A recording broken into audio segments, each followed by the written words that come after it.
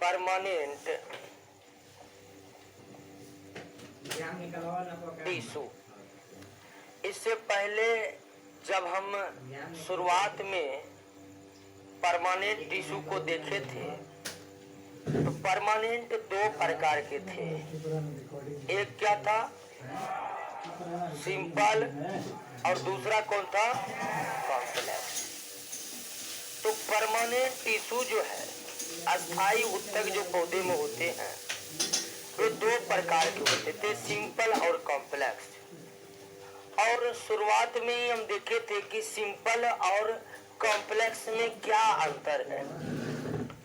तो अंतर मुख्य ये पढ़े थे कि जो सिंपल परमानेंट है, सरल अस्थायी उत्तक है, उस उत्तकों का निर्माण एक ही आकार और आकृति के कोशिकाओं से होता है, उनके कार्य भी एक ही होते हैं। यानी कि सिंपल परमानेंट टिश्यू एक ही आकार, आकृति और एक ही तरह के कार्य करने वाले कोशिकाओं से मिलकर बना होता है। और उत्तक का परिभाषा ही यही था दोस्तों कि उत्तक ऐसे कोशिकाओं का समूह है जिनमें सारे कोशिका के आकार और आकृति समान होते हैं, उनके कार्य भी समान होते हैं, उत्पत्ति के दृष्टिकोण से भी वे क्या होते हैं, समान होते हैं। लेकिन जब बात कॉम्प्लेक्स परमानेंट का होता है, जटिल अस्थायी उत्तक का होता है, तो जटिल अस्थायी उत्तक यदि कॉम्प्लेक्स परमानेंट टिश्यू का है कि इसमें जो सेल्स होते हैं, इनमें जो सेल्स होते हैं, जो सेल्स इन उत्तकों का निर्माण करते हैं, वे आकार और आकृति में क्या होते हैं, यानी कि वे भिन्न आकार आकृति के होते हैं। ठीक है, वे भिन्न आकार आकृति के होते हैं तथा उनके कार्य भी क्या होते हैं, ठीक है, उन इस उत्तक के कार्य भी क्या होते हैं, भिन्न होते हैं। अर्थात आप कह सकते हैं कि कॉम्प्लेक्स परमानेंट टिश्यू उत्तक के परिभाषा पर खरा नहीं उतरता, क्योंकि उत्तक का परिभाषा हम क्या दिए थे कि सभी कोशिका का आकार और आकृति क्या होगा, समान होगा, उनका कार्य भी क्या होगा, समान होगा। लेकिन ऐसा होता नहीं है कॉम्प्लेक्स में।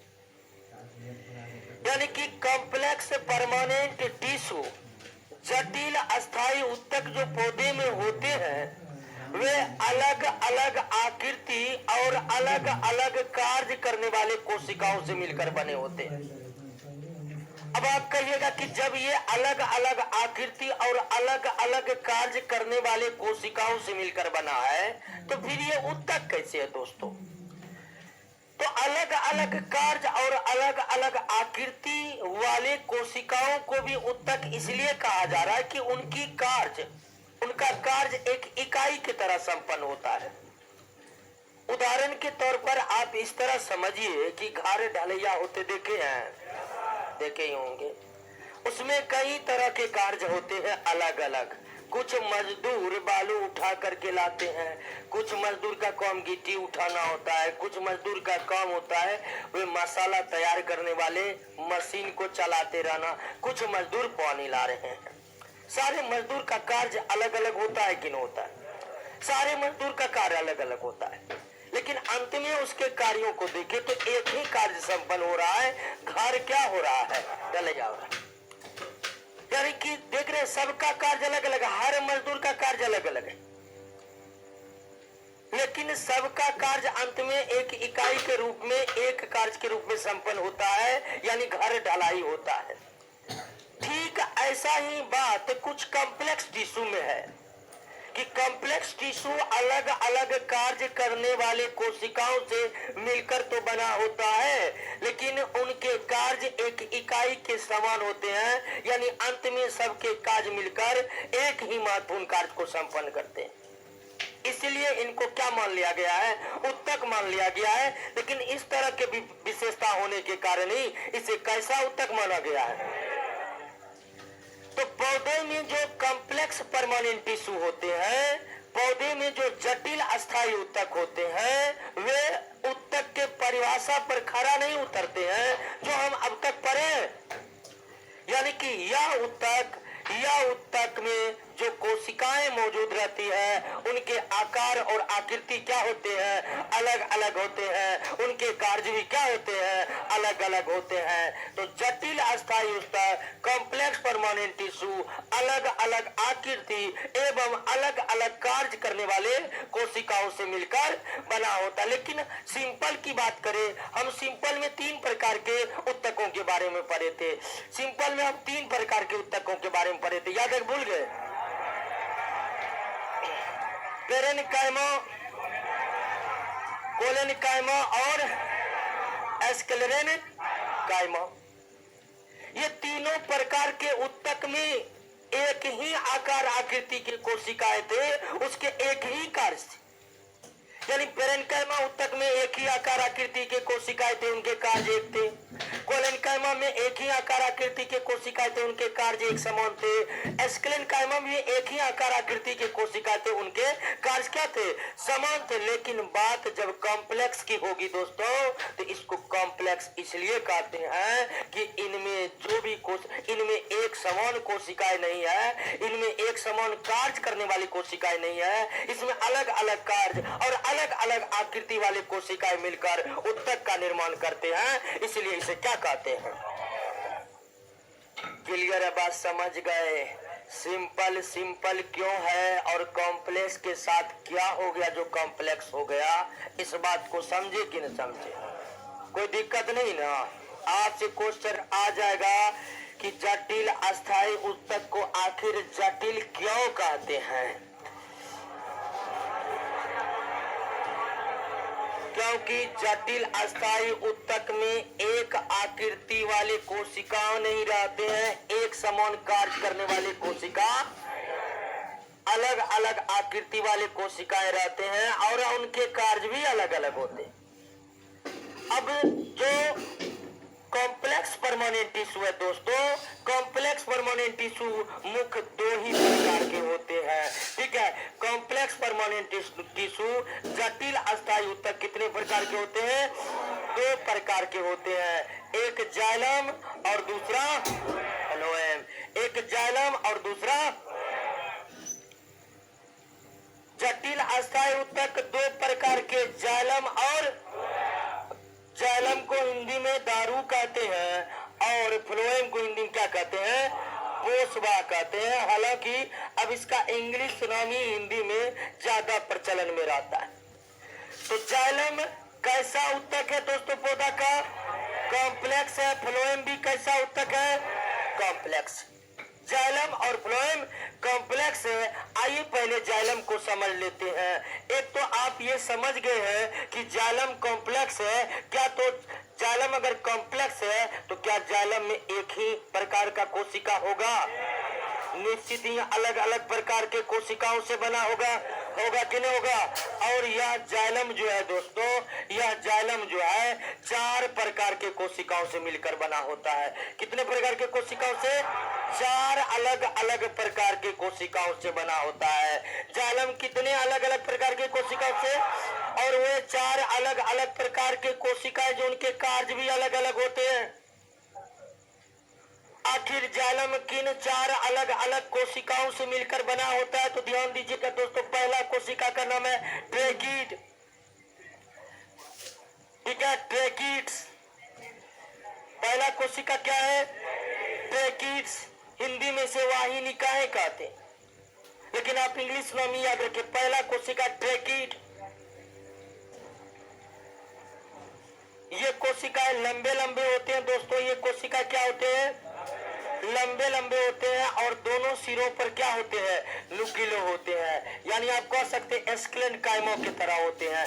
ये जो ट्रैकिड जो है, वाहिनिकाएं जो है, ये कोशिकाएं लंबे, माइक्रोस्कोप से देखने पर ये कोशिकाएं लंबे लंबे लगते हैं और दोनों सिरों पर नुकीले होते हैं। या कभी कभी आपको दोनों सिरों पर ये गोलाकार भी हो सकते हैं। दोनों सिरों पर क्या हो सकते हैं? गोलाकार भी हो सकते हैं, लेकिन अक्सर दोनों सिरों पर नुकीले होते हैं। तो ट्रैकिड पहला कोशिका। दूसरा कोशिका है दोस्तों वेसल्स। दूसरा कोशिका दोस्तों वेसल्स, इसको वाहिकाएं कहते हैं। इसको वाहिकाएं कहते हैं दोस्तों। और इस कोशिका को अगर देखेंगे तो ये कोशिका भी दोस्तों थोड़ा बड़ा आकार का कोशिका होता है, ठीक है, बड़ा आकार का कोशिका होता है इस तरह से। और इन कोशिका में जगह जगह खांचे बने होते हैं। क्या बने होते हैं? खांचे बने होते हैं।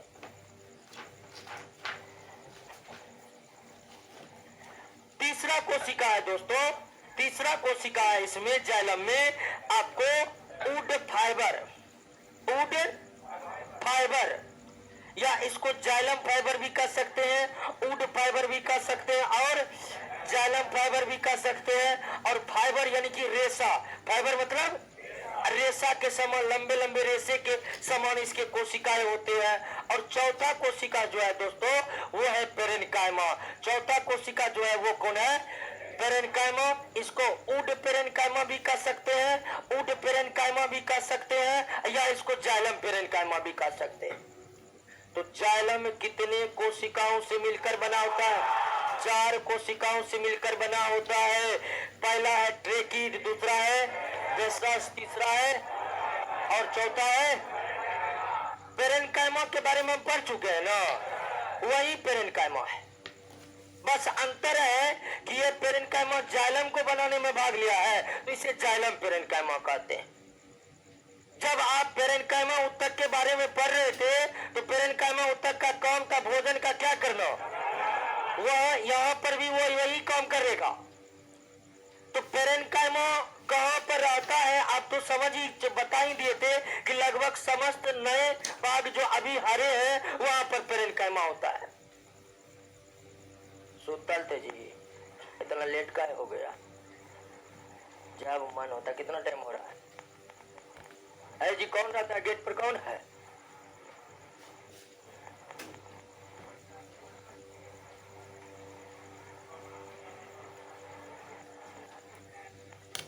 कौन है? गजब स्थिति बना कर रखा है सब।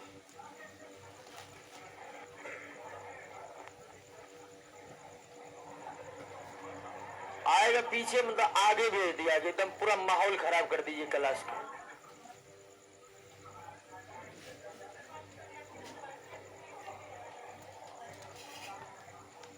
तो दोस्तों आइए, जाइलम कितने प्रकार के हैं? 4 प्रकार। क्लियर हो गया? और कोशिकाओं का आकार भी देख लिए और पेरेन्काइमा की जो आकृति बताए तो वही आकृति का है।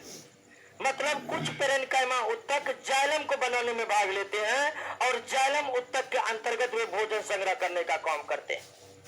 तो जाइलम 4 कोशिकाओं से मिलकर बना होता है, ट्रेकिड से मिलकर बना होता है, वेसल से मिलकर बना होता है, फाइबर से मिलकर बना होता है और पेरेन्काइमा से मिलकर बना होता है। जाइलम जटिल उत्तक कितने कोशिकाओं से मिलकर बना होता है? 4 कोशिका याद हो गया ना?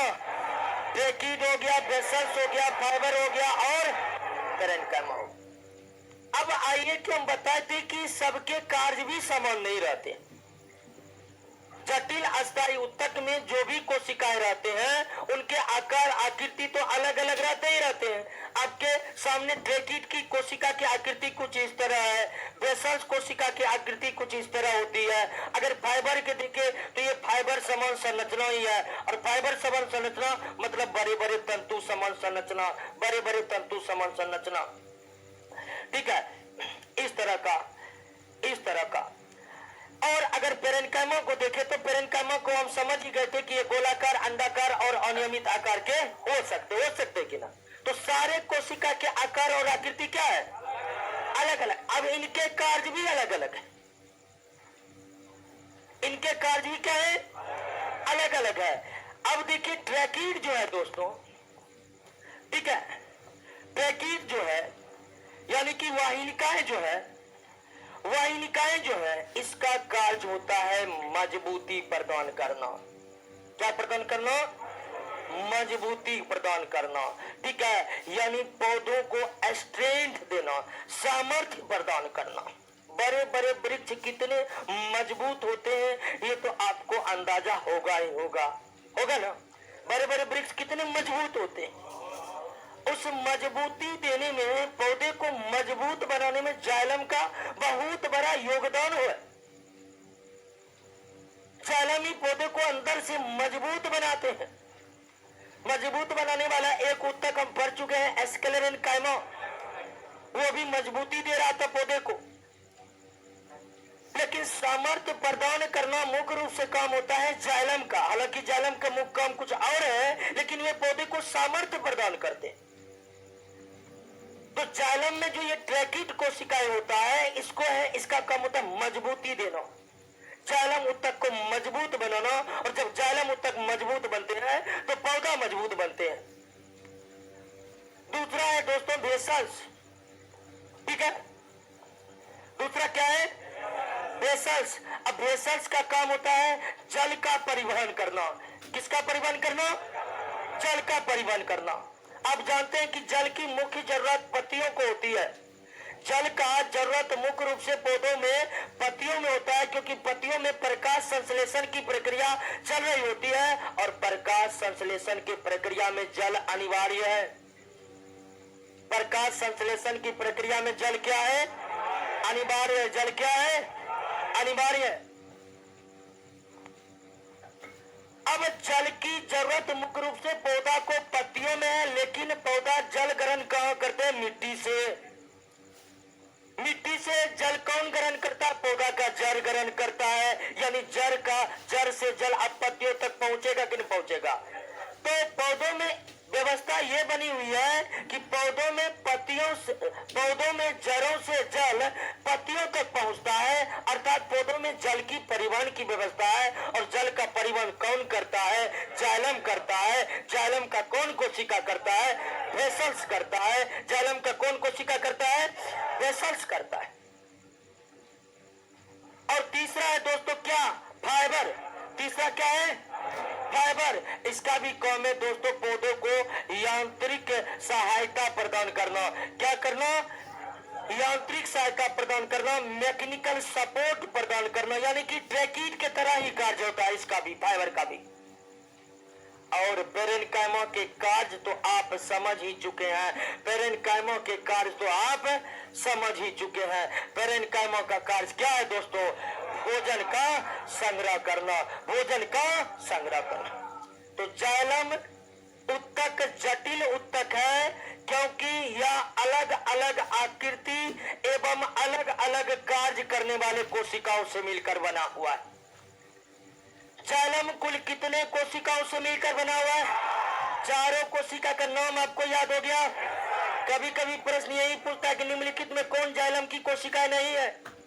तो ट्रैकिड, वेसल्स, फाइबर और सबके कार्य अलग है। ट्रैकिड का काम मजबूती प्रदान करना, वेसल्स का काम जल का परिवहन करना, फाइबर का काम यांत्रिक सहायता करना, पेरेन्काइमा का काम भोजन का संग्रह करना। क्लियर हो गया? बात समझ गए?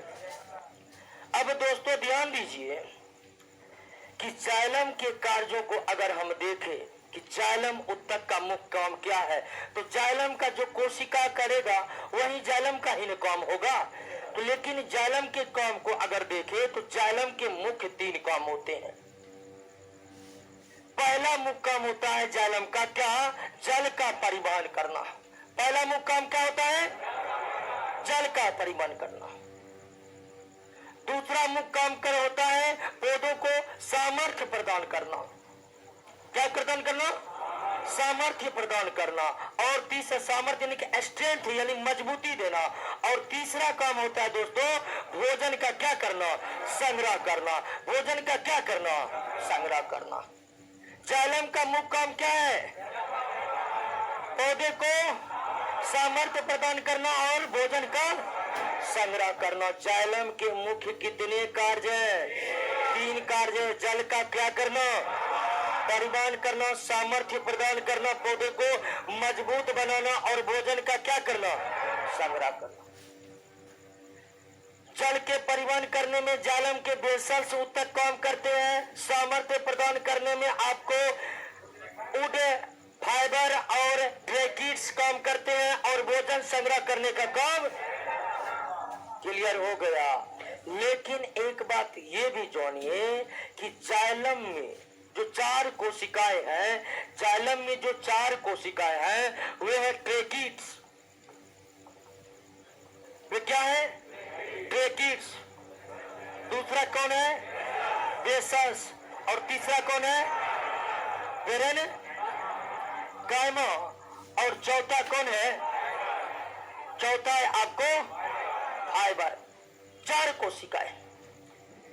लेकिन जाइलम के इन 4 कोशिकाओं में फाइबर कोशिकाएं भी मृत कोशिकाएं हैं, ट्रेकिड कोशिकाएं भी मृत कोशिकाएं हैं, वेसस कोशिकाएं भी मृत कोशिकाएं। लेकिन पेरेन्काइमा तो आप जान ही चुके हैं कि ये किन कोशिकाओं से बने हैं? जीवित कोशिका। पेरेन्काइमा वास्तव में उत्तक है, कोशिका तो नहीं कह सकते हैं, ये उत्तक है। तो जाइलम में जो कोशिकाएं हैं उसमें अधिकांश कोशिका मृत कोशिका है। 4 में जो 3 कंपोनेंट है, यानी 4 में जो 3 कोशिकाएं हैं वे क्या है दोस्तों? मृत कोशिकाएं हैं। जीवित केवल कौन होता है? पेरेन्काइमा होता है। और ये आप पहले भी पढ़ चुके हैं कि पेरेन्काइमा जीवित कोशिकाओं से बना होता है। तो जाइलम के अधिकांश कोशिकाएं जीवित होते हैं या मृत होते हैं? जीवित होते हैं। जाइलम के अधिकांश कोशिकाएं क्या होते हैं? मृत होते हैं। 4 में जीवित केवल कितना होते हैं? 1 होते हैं। और इसका मुख्य काम होता है दोस्तों क्या करना? जल का परिवहन। जल का परिवहन करना। अब पौधे के अंदर जो जल का परिवहन होता है बड़ी ही जटिल तरीके से होता है। ध्यान दीजिएगा दोस्तों कि जाइलम का न सिर्फ संरचना जटिल होता है बल्कि इसका कार्य भी काफी जटिल होता है, कॉम्प्लेक्स होता है। पौधे में जल का परिवहन बहुत कॉम्प्लेक्स प्रोसेस के जरिए होता है, जो जाइलम के जरिए होता है। आखिर जल का परिवहन पौधे में कैसे होता है, इसको हम बायोलॉजी के अगले चैप्टर, एक चैप्टर बना हुआ है ट्रांसपोर्टिंग सिस्टम, वहां पर पढ़ने वाले हैं। तो जाइलम न सिर्फ संरचना में जटिल है दोस्तों बल्कि जाइलम के कार्य भी काफी जटिल है। और सभी कार्यों में जाइलम का जो मुख्य कार्य है दोस्तों वे है जल का परिवहन करना। और जल का परिवहन मुख्य कार्य हम इसलिए बता रहे हैं कि जल के अभाव में प्रकाश संश्लेषण नहीं होगा, और प्रकाश संश्लेषण नहीं होगा तो पौधा का अस्तित्व बचा रहेगा? नहीं रहेगा। तो इसीलिए हम करें कि जाइलम का जो मुख्य काम है जल का परिवहन होना। और जाइलम का जो जाइलम के अंदर जो जल का परिवहन होता है वो काफी कॉम्प्लेक्स प्रोसेस के जरिए होता है। और ये परिवहन दोस्तों कैसे होता है? तो परिवहन होते हैं जड़ से तना और तना से पत्ती। यानी कि जाइलम में जल का परिवहन केवल एक दिशा में होता है, यानी कि एक दिशीय होता है, यूनी डायरेक्शनल होता है। जाइलम में जल का परिवहन केवल कितने दिशा में? एक दिशा में होता है। यानी कि जाइलम के अंदर जल जाएगा लेकिन वह केवल किस दिशा में जाएगा? और वो दिशा किस तरफ होगी? अब कहिएगा कि अगर पत्ती में ज्यादा जल पहुंचा दिया गया है तो अब जल को नीचे ले आएगा जाइलम, ऐसा कोई व्यवस्था नहीं बनी हुई है जाइलम में।